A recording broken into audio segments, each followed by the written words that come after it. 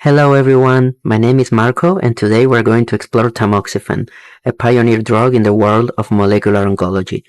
These are the contents that we're going to cover, so let's start with the overview. Tamoxifen belongs to the group of non-steroidal antiestrogens. It works as a selective estrogen receptor modulator (SERM) medication. Chemically speaking, it is a stilbenoid and a tertiary amino compound. This drug was first synthesized in 1962 and was granted FDA approval in 1977. It was initially intended to be a birth control drug, but it failed in that indication. However, it has since become a highly effective anti-cancer medication, being used alone or as an adjuvant in the cancer treatment for more than 4 decades. Let's talk about the mechanism of action.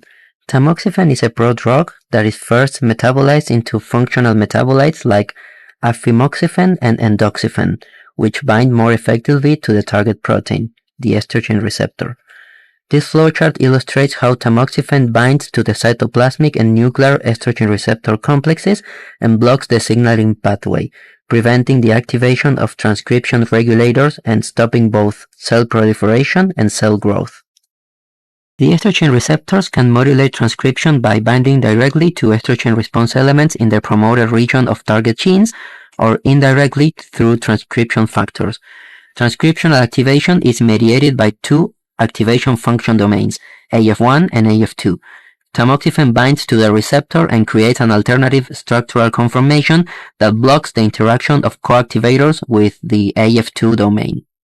Instead, as seen in this visual, tamoxifen-bound estrogen receptors interact with co-repressors such as nuclear receptor co-repressor or NCOR and silencing mediator for retinol and thyroid hormone receptors or SAMRT, which both stop the pathway.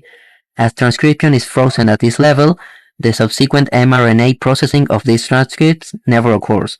This provokes a lack of the proteins necessary for cell proliferation, growth, and division, explaining its antitumoral effect.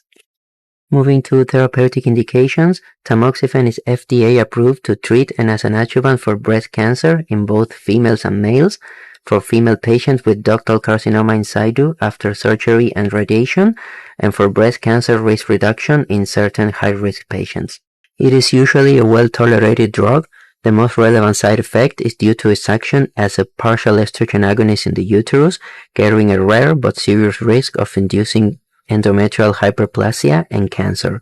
For this reason, it requires continuous gynecological monitoring for symptoms including hot flashes, irregular periods, and vaginal discharge. Pharmacodynamic studies have proved that tamoxifen exerts antiestrogenic actions in most animal species.